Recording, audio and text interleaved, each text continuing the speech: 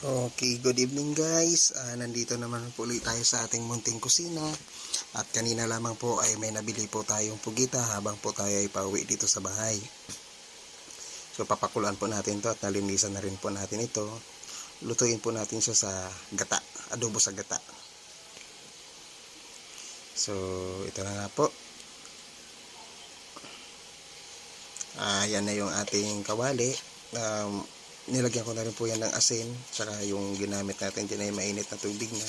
Dagdag po tayo ng paminta at papakuluan po muna natin sandali yung ating bugita para po matanggal po yung lansa. So saglit lang naman po yan. So baliktarin po natin yan kasi dapat po yung kanyang mga ngipin-ngipin ay nasa ibaba po yan.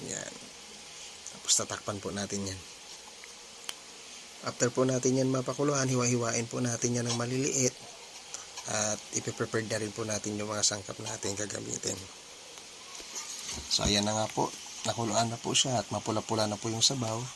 Hanguin na po natin yan at yan na rin po natin siya lulutuin mamaya sa ating lumang kawali. Hugasan lang po natin yan. Nililipat po natin sa maliit na mangkok na stainless at hiwain po natin doon sa ating lamisa. So ayan na po siya. Ayan na rin po yung mga sangkap na gagamitin natin. Hiwain na lang po natin itong pugita at magisa na po tayo. So after po natin makapaghiwa, maglalagay na po tayo ng mantika. So una po natin igigisa dito ay yung bawang, yung sibuyas na puti, saka yung luya. So, pagsabay-sabayin na po natin lahat yan. Ito na po. So, bawang po muna bago luya. Sabay, ilaglag na rin po natin itong sibuyas na puti. Sibuyas na puti po para mas malinamnam po siya. Lalo, lulutuin po kasi natin sa gata.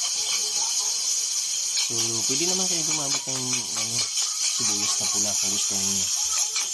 Pero ako sa ngayon, ang gagamitin ko po ay sibuyas na puti.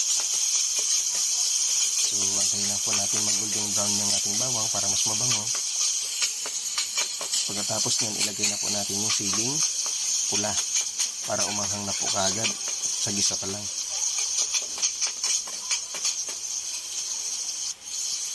So, ayan na po.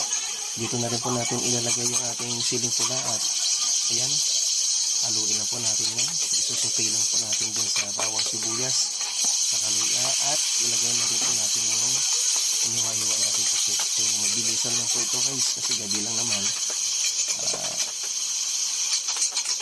Nagugutom na rin ako. Galing pa tayong trabaho. So maglagay po tayo dito ng suka at toyo. Tinatansya ko lang yan guys ha. Kasi adobo naman sa gata yan. Pwede naman tayo magdagdag mamaya kapag kulang po. Depende sa inyo yan. Sa inyong panlasa.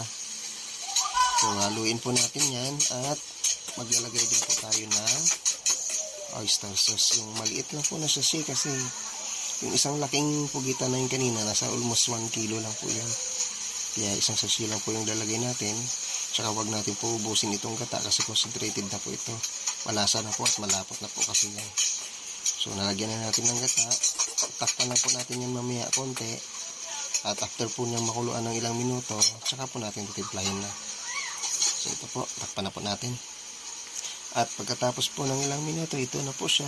Yan na, mabango na. At lumapot na rin po. Titimplahan na po natin ng asin, tsaka paminta. Haluin po natin yan. Natitikman na rin po natin kung kulang pa. Dagdag po tayo ng asin. Kung papansinin nyo po, hindi po talaga ako gumagamit ng bitchin sa aking mga luto. So, tikman po muna natin para malaman natin kung kailangan natin magdagdag. Kulang pa. Kaya magdadagdag pa po tayo dito ng 2 dakot na asin. Saka sa anghang naman po magdadagdag pa po tayo ng isang siling pula. Hiwain lang po natin sa gitna. Ayan po. So haluin lang ng konti. Pag nahalo na po natin ng konti yan, kapag umayo na yung asin, pwede na po natin tikman uli kung okay na bago po natin siya paigain.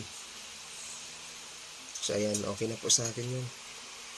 So, gawin po natin dito is tatakpan na po natin at igain po ng konti para lumapot yung gata.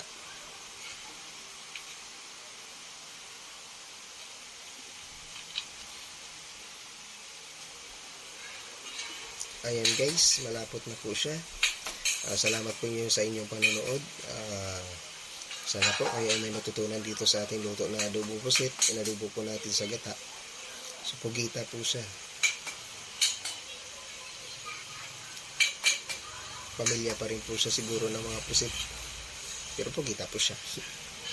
Ayan. Pwede na po siya natin ilipat sa mangkok. So, okay po. Maraming salamat po.